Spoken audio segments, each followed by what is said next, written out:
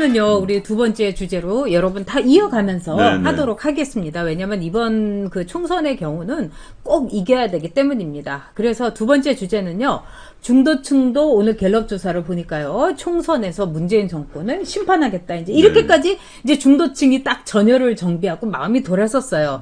그런데 이제 보수 정당이 바로 이 민심을 받아야 되지 않겠습니까? 네네. 근데 이 민심을 받기 위해서는 진짜 변화해야 되는 거예요. 네. 그런데 지금도 많은 사람들이 민주당은 버렸는데, 아, 정말 이 자유한국당의 마음이 안 간다.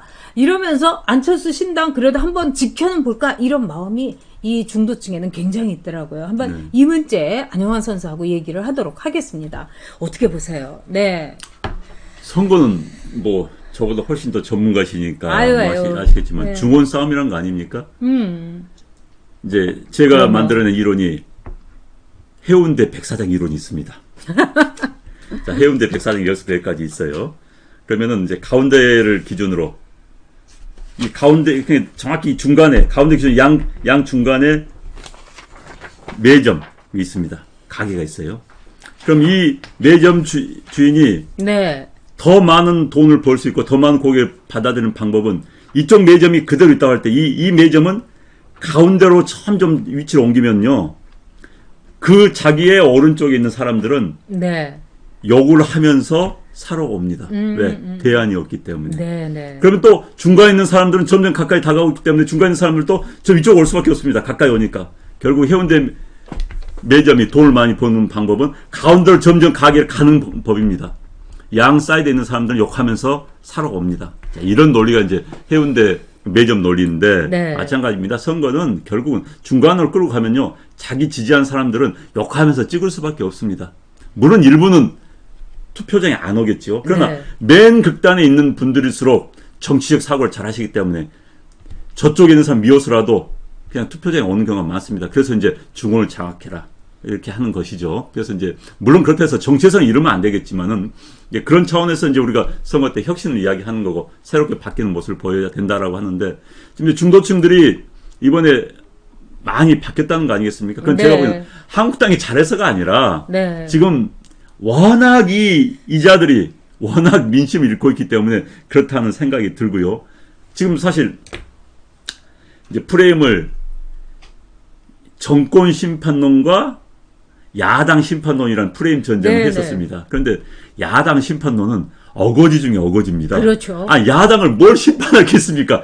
책임져야지 심판이 가능합니다. 그렇죠. 야당은 책임질 수 있는 위치에 있지 않습니다. 그런데 이제 논리가 여당을 방해하는 야당을 심판하자. 아, 여당을 견제하는 게 야당의 역할입니다. 그걸 방해로 보면 안 되는 것이죠. 얼마나 그래서 오만해요. 그러니까는 만약에 방해로 따진다면 현재 야당은 방해도 아닙니다. 얘네들이 과거 해왔던 것에 비한다면 현재 여당이 야당에 있을 때 어땠습니까? 이건 애도 안 되는 거예요. 그러니까 우리가 야당은 지금 못한다고 하는 거 아닙니까? 싸움 제대로 못한다고, 역할 못한다고 하고 있는데 그걸 가지고 여당의 국정을 발목을 잡았기 때문에 심판한다? 논리가 되질 않습니다. 기본적으로 국회의원 선거는 대통령 선거 중간에 펼쳐지는 국회의원 선거는 정권 심판원입니다. 정부에 대한 심판을 하는 겁니다. 그게 기본이에요. 그런데 그 논리를 희석화시키기 위해서 야당 심판론이라는 프레임을 만드는데 그게 먹혀들지 않고 있기 때문에 지금 중간층이 오고 있다 이렇게 보여집니다. 네. 뭐 이 사람들 궤변은 말도 못하죠. 네네. 예를 들면 뭐 정세균이가 신촌에 상가에 가가지고 손님 적으니까 너무 편하겠다고. 그리고 돈 많이 그러니까 그러면서 돈을 많이 벌어놓은 걸 가지고 이럴 때 버텨야 된다. 왜 실업자들 보고 일거리 없으시니까 너무 일진이 편하고 신수 좋으시네 이거하고 똑같은 거예요. 그러니까요. 그러니까는 야당 심판론이나 이거나 다 똑같은 거죠. 그러니까 이건 오만의 극치입니다. 네네. 자, 앤디김님께서 네 반가운 얼굴들이네요. 보수그만 네, 피스입니다. 반갑습니다. 이러면서 네네. 슈퍼챗으로 후원해 주셨습니다. 네. 아유 앤디김님 너무 감사드립니다. 네, 감사합니다. 근데 네.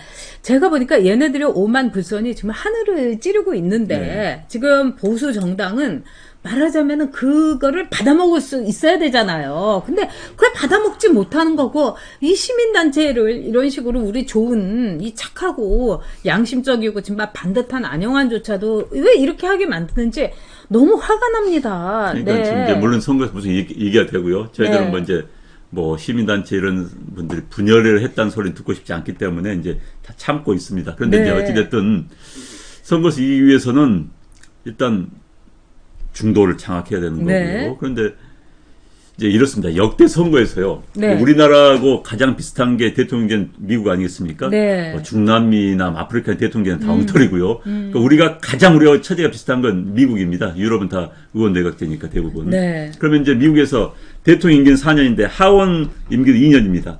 그럼 딱 중간에 대통령 중간에 임기 중간에 한 하원 선거를 네. 중간 선거라고 그럽니다. 그럼 미국 정치에서 중간 선거에서 여당이 이겼던 것은 현재까지 딱 3번 있습니다. 자, 프랭클린 루스벨트 대통령이 대공황 때 네. 국가 위기에 빠졌어요. 야, 이럴 때 여당의 힘을 밀어주자. 이럴 때 한번 그 대공황 상황이었죠. 네. 두 번째는 클린턴 때. 클린턴 때 갑자기 미국인의 평범한 사람들이 부자가 됐어요. 네. 미국 역사상 최초의 이른바 버블이 할 정도로 IT 산업이 커지면서 주식이 폭발한 겁니다. 그래서 미국 평범한 중산층들이 과했돈, 직업에서 본 돈 아닌 과했돈의 맛을 본 게 클린턴 때였어요. 그리고 클린턴 네. 때 중간 선거에서 이겼습니다. 그래서 클린턴이 그렇기 때문에 그 많은 스캔들에도 불구하고 살아남아서 재선을 한 거 아닙니까? 그리고 이제 아들 부시 때, 아들 부시 때 9.11 테러 사건이 터지니까 미국인들이 야 대통령 중심으로 뭉치자 해서 3번 이긴 거 외에는 중간 선거에서 기본적으로 집권당이 집니다. 그래서 중간 선거는 집권당의 무덤이라고 그럽니다. 네. 여당의 무덤이라고 그러니까 당연히 이겨야 되는 겁니다. 이번에 못 이기면은 그게 이상한 거예요. 당연히 이겨야 됨에도 불구하고 불안한 것은 현재 야당이 뭔가 잘못하고 있기 때문입니다. 뭔가 더 노력을 하고 더 바꿔 나간 노력을 해야 된다고 생각을 하기 때문에 시민단체들이 이제 끼어들어서 이렇게 주장을 한 것이죠. 그렇죠. 그리고 저는 지금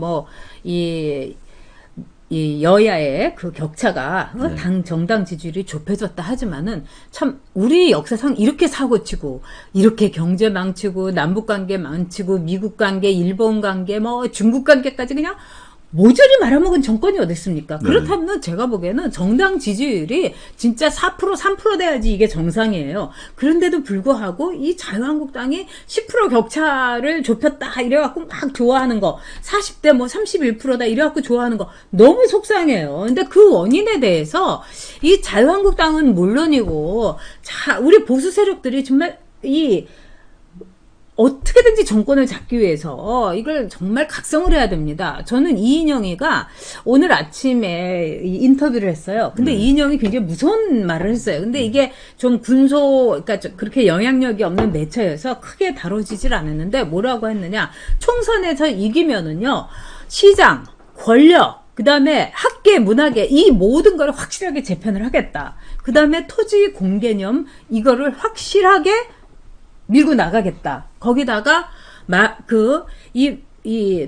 동시간 내가 너무 흥분해갖고 그러니까 그러니까 동일 임금제 네, 그렇죠. 이걸 갖고 가겠다. 그러니까 자기 밭이 있는 사람이 일하는 사람이 자기 밭을 갖게 하겠다.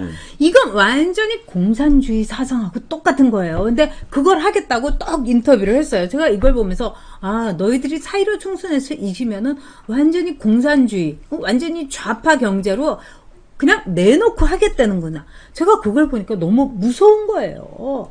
이런 상황인데 자유한국당이라든가 우리 보수 세력이요 다 내려놓고 다 끌어안아야지. 아니 시민단체에서 더 많이 변해라, 더 많이 혁신해야 된다. 그리고 지금 자가용탄이고요, 그 시커먼 자가용에서 나와갖고 땅 한번 밟아보지 못한 이런 사람들이 보수라는 건 저는 참 부끄럽게 생각합니다. 정말 국회의원들, 그래서 뭐 세습 국회의원들 전 안 된다고 보는 거고요. 네. 기본적으로. 그래서 이제 국회의원들이 특권을 내려놓자는 세습 안 돼요, 진짜. 국회의원들이 특권을 내려놓자는 주장을 했었습니다. 이제 어쨌든 뭐 그건 이제 차치하고요. 네. 절대 권력은 절대 부패합니다. 네. 그러니까 지금 이제 여당이 모든 분야를 다 장악하겠다는 것은 결국 부패로 갈 수밖에 없는 겁니다. 그렇죠. 이건 망고의 진리입니다.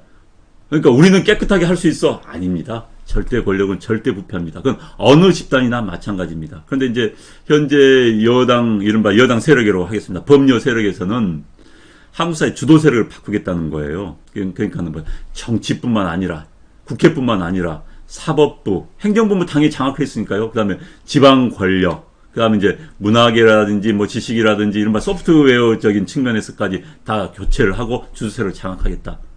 이건 불가능합니다. 불가능한 것을 하려면 뭡니까? 혁명입니다. 혁명? 한국 사회가 받아들일 수가 있나요? 그들은 지금 혁명을 꿈꾸고 있습니다. 이건 있을 수가 없죠. 네.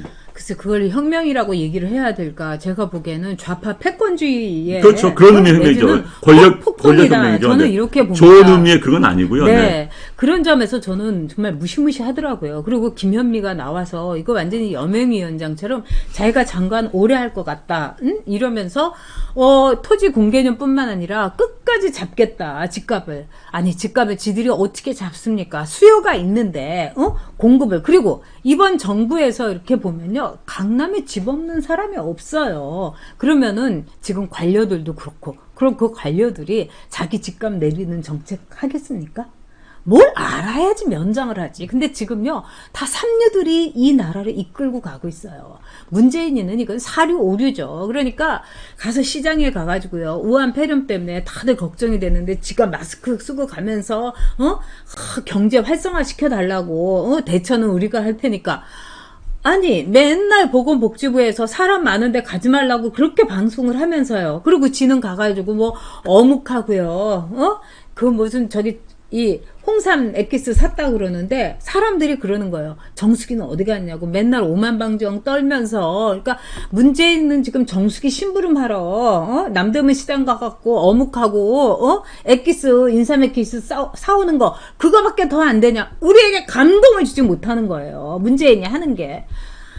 근데 이런 문재인인데 왜 자유한국당과 우리 보수 우파에 정말 지지율이 확 올라가지 못하고 이낙연이는 32%인데 아직도 황교안이는 15%고 정말 제가 속이 터져서 죽겠어요. 그러니까 지금 이제 국민들한테 다가가는 몸짓이 없었던 거죠. 그러니까 네. 반사 이익으로 여기까지 왔던 겁니다. 네. 그러니까 한국 정치의 가장 큰 그 맹점인 이른바 상대방의 실축에 의한 네. 실축에 의한 상대방의 자살골에 의한 득점. 그것만 노려왔지 한국당이 새로운 모습을 던져가지고 국민들 네. 다가가는 노력을 보이지 못했던 것이죠. 제가 우스갯소리 하나 지난번에 네네. 한번 말씀드렸나? 네네. 제가 이제 횡단보도 앞에 이제 서 있었습니다. 네. 그랬더니 그때 한참 그 조국 사태 네. 때였어요.